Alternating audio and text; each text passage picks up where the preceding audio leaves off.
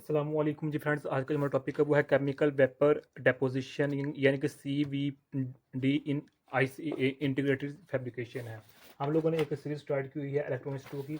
तो इस सीरीज में हम इन टॉपिक्स पर पिछली वीडियोस में बात कर चुके हैं, ये देखते जाएं। तो ये तमाम टॉपिक्स पर बात कर चुके हैं। आज की हमारे पास वीडियो है वो वीडियो नंबर हमारे पास 10 है। इसका हमारे पास ई पार्ट है केमिकल वेपर डेपोजिशन इन इंटीग्रेटेड फैब्रिकेशन। इससे पहले हम इन टॉपिक्स पर बात कर चुके हैं। ओके, तो आने वाली वीडियोस में इन टॉपिक्स पर भी बात करने की कोशिश करेंगे। ओके, तो आइए इसको स्टार्ट करते हैं। बिस्मिल्लाहिर्रहमानिर्रहीम सल्लल्लाहु अला मुहम्मद सल्लल्लाहु अलैहि वसल्लम। सबसे पहले इसकी जो मैथमेटिकल डायग्राम है वो देख लें। ये देखें, ये हमारे पास केमिकल वेपर डेपोजिशन यानी किसको हम CVD का भी नाम देते हैं। इसकी आप स्क्रीनशॉट ले लें और ये इसकी एक हमारे पास डायग्राम है। अभी हम देखते हैं ये कौन सी डायग्राम है और किसकी डायग्राम है, ये अभी हम इंशाल्लाह देखते हैं। तो नेक्स्ट वीडियो में हम फोटो लिथोग्राफी पर बात करने की कोशिश करेंगे। इसकी स्क्रीनशॉट ले लें। तो आइए इसको स्टार्ट करते हैं। सबसे पहले देखें कि जो केमिकल वेपर डेपोजिशन है जिसको हम सिंपल CVD कहते हैं, ये नाम से केमिकल यानी कि केमिकल रिएक्शंस को ये शो कर रहा है।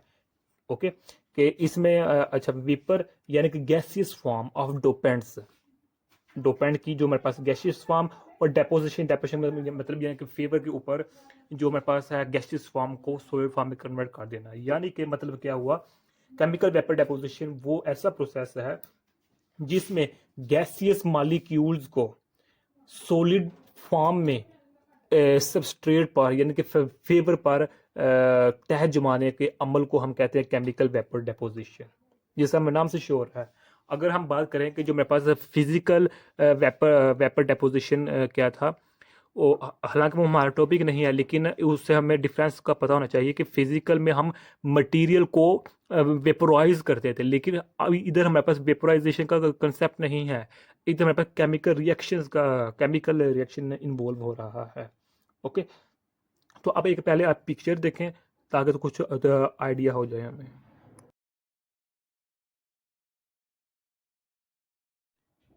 अब उस पिक्चर के बाद पिक्चर से मिलती जुलती हमारे पास एक ये है हमारे पास। ओके, ये वाली।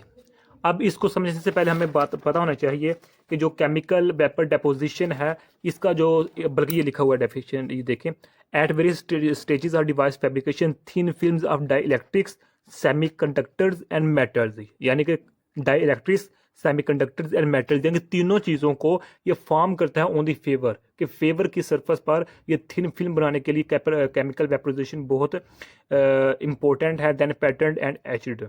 ओके, यानी कि हमें ये एक जनरल रूल है हमारे पास कि हम जानते हैं कि फेवर की सरफेस के ऊपर थिन फिल्म बना सकते हैं किसकी, डाइलेक्ट्रिक्स की, सेमीकंडक्टर्स की और मेटल्स की। इसी तरह हम इस से मिलता जुलता हमारे पास एक प्रोसेस है जिसको हम CVD केमिकल वेपर डेपोजिशन कहते हैं। इसकी जो सबसे बड़ी खासियत है यूनिकनेस जो केमिकल वेपर डेपोजिशन की क्या है, इसकी क्वालिटी बहुत अच्छी है। इस मेथड के थ्रू हम क्वालिटी जो हमें वो बहुत अच्छे तरीके से गेन करते हैं। इसलिए जो केमिकल वेपर डेपोजिशन ये बहुत इंपॉर्टेंट होती है हमारे पास। अब इसकी 3 टाइप्स हैं। एक हमारे पास CVD है, एक हमारे पास क्या है LPCVD है, एक हमारे पास क्या है PECVD है। इस वीडियो में हम सिर्फ इस पर बात करने की कोशिश, ये एटमॉस्फेरिक केमिकल वेपर डेपोजिशन है, ये lower temperature chemical vapour deposition है, और ये plasma enhance chemical vapour deposition है। लेकिन इस वीडियो में जो कि हमारे पास सिलेबस में सिर्फ इसकी ही जो हमारे पास है ना डायग्राम दिखाई गई है, इसको डिस्कस करने की आउटलाइन में दिया गया है, तो इसी को हम लेकर चलेंगे। डन हो गया। तो आज इसको देखते हैं। सबसे पहले एक बात रहेगी कि इसको जो CVD है इसको सबसे पहले जो था ना हार्वर्ड यूनिवर्सिटी के केमिस्ट्री डिपार्टमेंट का जो हेड था प्रोफेसर रॉय जॉर्डन, इसने ये केमिकल डेपोजिशन वाला जो था मेडल दिया था 1970 की दहाई में। लेकिन इस ये काम करते रहे तो 1980 की दहाई में, 1980 के सान में ये कितना के कामयाब हो चुके थे। तो अच्छा जी, अब ये देखिए हमारे पास low pressure chemical vapour deposition है। ओके, इसमें हम गैस को इंटर करते हैं और यहाँ से जो गैस होती है वो बाहर निकलती है। अब जो हमारे पास ये हीटिंग एलिमेंट्स हैं ये हमारे पास फेवर्स है, यानी कि हमारे पास ये क्या है, ये मेरे पास सबस्ट्रेट है, इस सबस्ट्रेट के ऊपर ये वर्टिकल फॉर्म है, वर्टिकल में जो मेरे पास है वो फेवर हमारे पास मौजूद है, और ये मेरे पास फर्नेस बॉडी है। एक्चुअली इस डायग्राम को अगर एक और किसी डायग्राम के थ्रू देखें, किसी और एंगल से देखें, तो इधर हमारे पास 3 फर्नेस बॉडीज होती हैं। एक ये फर्नेस बॉडी है, एक ये फर्नेस बॉडी है एक्चुअली, और एक इधर फर्नेस बॉडी होती है। इन तीनों का काम क्या होता है? टेम्परेचर को मेंटेन करना होता है। यही वजह है कि इसकी क्वालिटी बहुत अच्छी होती है। ओके, सिलिका ट्यूब जिसको हम क्वार्ट्ज ट्यूब, इसका भी यही काम होता है बेसिकली। फर्नेस बॉडी का भी यही काम होता है, और इधर भी हमारे पास होती है। अगर किसी एक एंगल से देखें ना, इधर मेरे पास फर्नेस बॉडी होती है, ट्यूब होती है, ये एक टर्म होती है फर्नेस की, जो कि टेम्परेचर को मेंटेन करने के लिए होती है। तो इसी यही वजह है इसमें जो केमिकल वेपर डेपोजिशन में। इसकी एक और ख़ासियत है, वो ख़ासियत ये है कि ये सबस्ट्रेट की सरफेस पर जो है ना हमारे पास, यानी कि जिसको हम कहते हैं फेवर की सरफेस, यानी कि इस पर ये पॉलीसिलिकॉन पॉलीसिलिकॉन, इसके अलावा सिलिकॉन डाइऑक्साइड यानी कि SiO2, और हमारे पास क्या है सिलिकॉन नाइट्राइड। इन तीनों को, हालांकि इसमें सिर्फ एक ही दिया गया है, ये देखें सिलिकॉन डाइऑक्साइड, लेकिन इस केमिकल के थ्रू हम पॉलीसिलिकॉन को भी, सिलिकॉन डाइऑक्साइड को भी और सिलिकॉन नाइट्राइड को भी वेफर की सरफेस पर यानी कि एज अ थिन फिल्म के तौर पर डिपॉजिट कर सकते हैं। तो इसमें ये देखिए प्रेशर, जिसे हमें नाम से पता है लो प्रेशर। ओके, तो ये इसमें जो प्रेशर होता है वो हमारे पास क्या है, ऑलमोस्ट 100 mTOR के इक्वल होता है, इसका इक्वल होता है। ये लो प्रेशर होता है, जबकि टेम्परेचर का यहाँ तज़किरा नहीं है, लेकिन अलबत्ता यह जो टेम्परेचर होता है वो 0 से लेकर 900 सेल्सियस के दरमियान इधर होता है। यानी कि ये लो है बेनिस्बत दूसरे के मेथड के, यहाँ टेम्परेचर लो होता है, ये भी याद रखिएगा।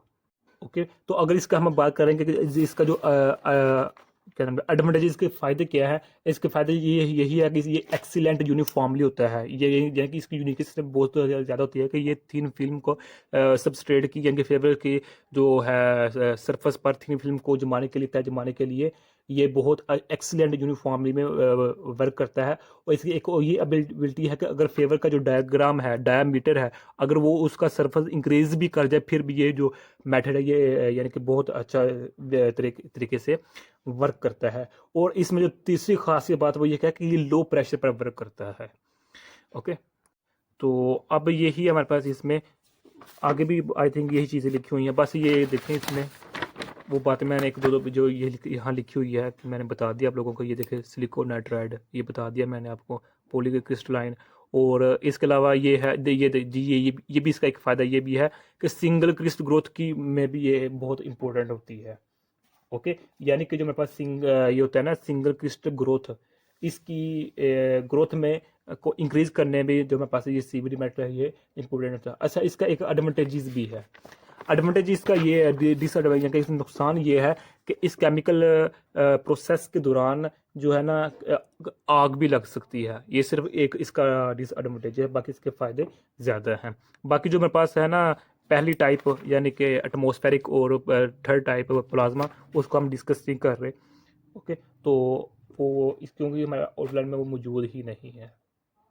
तो यही आज का बताना सा टॉपिक था। बस एक लास्ट पे क्वेश्चन वो यही है कि ये इम्पोर्टेंट क्यों है ये मेथड CVD।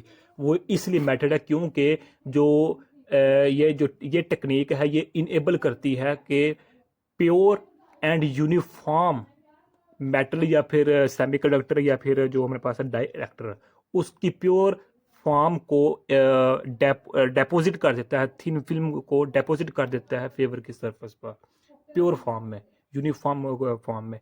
ये इसकी क्वालिटी है, तो इसी वजह से ये काफ़ी कामयाब है।